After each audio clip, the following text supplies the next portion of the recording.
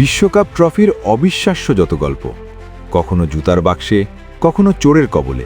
পৃথিবীর ইতিহাসে এমন কিছু প্রতীক আছে যেগুলো সময়ের গণ্ডি পেরিয়ে মিথে পরিণত হয়েছে। বিশ্বকাপ ট্রফি তেমনই এক প্রতীক। কখনো সোনালি রঙের এই ট্রফিটা উঁচিয়ে ধরার স্বপ্ন দেখেননি এমন কোনো ফুটবলার মনে হয় না খুঁজে পাওয়া যাবে। এই এক টুকরা সোনার ট্রফির সঙ্গে কত ফুটবলারের হাসি, কান্না আর আবেগের গল্প জড়িত। Pele, Maradona, Messi, Beckenbauer, Bobby বোর, জিদান, এমন কত কিংবদন্তির হাতের স্পর্শ এই ট্রফিতে। বিশ্বের সবচেয়ে কাঙ্ক্ষিত এই ট্রফিটা নিয়ে পর্দার আড়ালে ঘটে গেছে এমন সব রোমাঞ্চকর ঘটনা যা কোনো থ্রিলার সিনেমাকেও হার মানাবে। ফিফা বিশ্বকাপ ট্রফি তাই শুধুই একটা জয়ের স্মারক নয়, এই যেন এক জীবন্ত ইতিহাস। বিশ্বকাপের ইতিহাসে এখন পর্যন্ত দুটি আলাদা ট্রফি ব্যবহৃত হয়েছে। দুটির নকশা আলাদা। প্রথমটির নাম ছিল জুলে রিমে ট্রফি, যা 1930 থেকে 1970 সাল পর্যন্ত ব্যবহৃত হয়েছে। নিয়ম ছিল যে দেশ 3 বার চ্যাম্পিয়ন হবে তারা ট্রফিটি চিরতরে নিজেদের করে নেবে। 1970 সালে ব্রাজিল তৃতীয়বারের মতো শিরোপা জিতে সেই ট্রফি নিয়ে নেয়। এরপর 1974 সাল থেকে চালু হয় বর্তমানের নতুন নকশার ফিফা বিশ্বকাপ ট্রফি। জুলে রিমে ছিলেন ফিফার তৃতীয় সভাপতি। দায়িত্বে ছিলেন 1921 থেকে 1954 পর্যন্ত, টানা 33 বছর। ফিফার ইতিহাসে তিনি সবচেয়ে দীর্ঘমেয়াদী সভাপতি। 1873 সালে জন্ম নেওয়া রিমে মারা যান 1956 সালে, দায়িত্ব ছাড়ার 2 বছর পর। 1928 সালে ফিফার তৎকালীন প্রেসিডেন্ট জুলে রিমে প্রথম বিশ্বকাপের পরিকল্পনা করেন। পরের বছর ভোটের মাধ্যমে সিদ্ধান্ত হয় 1930 সালে উরুগুয়েতে হবে প্রথম বিশ্বকাপ। ট্রফির নকশার দায়িত্ব পান ফরাসি ভাস্কর অ্যাবেলে লাফলুর। লাফলুরের নকশায় ছিল গ্রিক বিজয়দেবী নাইকির সোনালী মূর্তি। মাথার ওপর অষ্টভুজাকৃতির একটি কাপ ধরে আছেন তিনি, গলায় বিজয়ের মালা। লাফলুর অনুপ্রেরণা নিয়েছিলেন হেলেনিস্টিক যুগের বিখ্যাত ভাস্কর্য নাইক অফ সামোথ্রেস থেকে, যা আজও প্যারিসের লুভর জাদুঘরে সংরক্ষিত। সেই ট্রফিটির উচ্চতা ছিল 35 সেন্টিমিটার, ওজন 3.8 কেজি। তৈরি হয়েছিল সোনালি প্রলেপ দেওয়া স্টার্লিং সিলভার দিয়ে। নিচে ছিল নীল রঙের লাপিস লাজুলি পাথরের বেস। বেসের চারপাশে সোনার পাত বসানো ছিল, যেখানে প্রতিবারের চ্যাম্পিয়ন দেশের নাম খোদাই করা হতো। শুরুতে এর নাম ছিল ভিক্টরি, তবে লোকমুখে পরিচিত ছিল কাপ দু মন্দ বা বিশ্বকাপ নামে।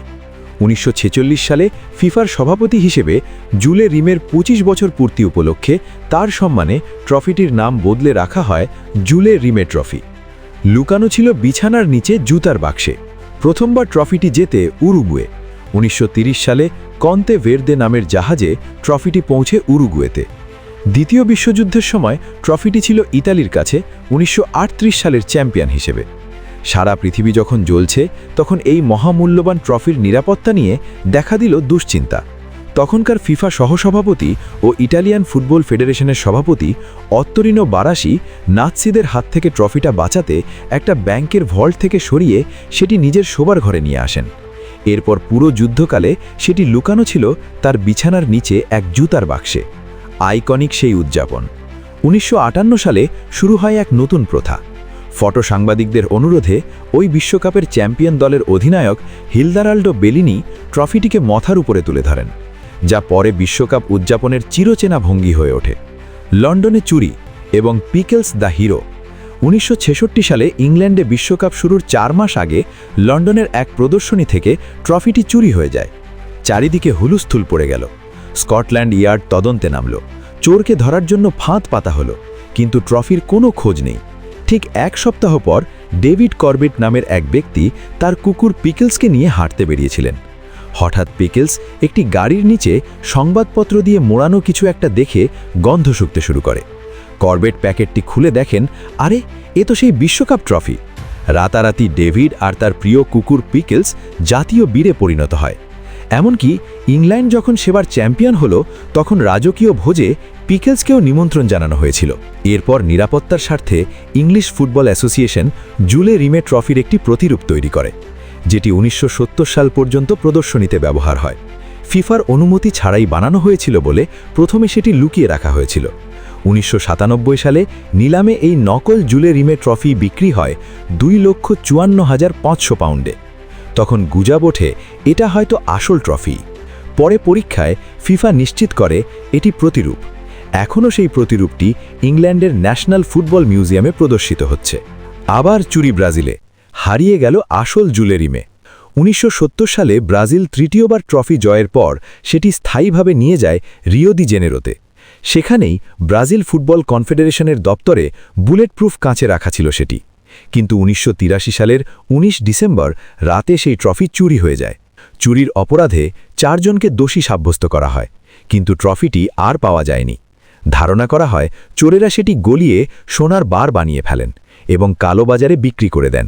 আবার কেউ কেউ মনে করেন হয়তো মূল ট্রফিটি এখনও কোথাও আছে। কোনো ধারণার পক্ষেই যথেষ্ট প্রমাণ পাওয়া যায়নি। ট্রফির একমাত্র অংশ, এর মূল বেসটি পরে ফিফা উদ্ধার করে, যা সংস্থার জুরিক সদর দপ্তরের বেসমেন্টে সংরক্ষিত। বর্তমানে ব্রাজিলের কাছে যে জুলেরিমে ট্রফিটি আছে সেটি একটি প্রতিরূপ বা রেপ্লিকা। 1974 থেকে এখনও চলছে। 1970 সালে ব্রাজিল জুলেরিমে ট্রফি নিয়ে যাওয়ার পর 1974 বিশ্বকাপের জন্য নতুন ট্রফি চাই ফিফা। 7 দেশের 53 জন শিল্পী নকশা প্রস্তাব করেন। নির্বাচিত হন ইতালির সিলভিও গাজানিগা।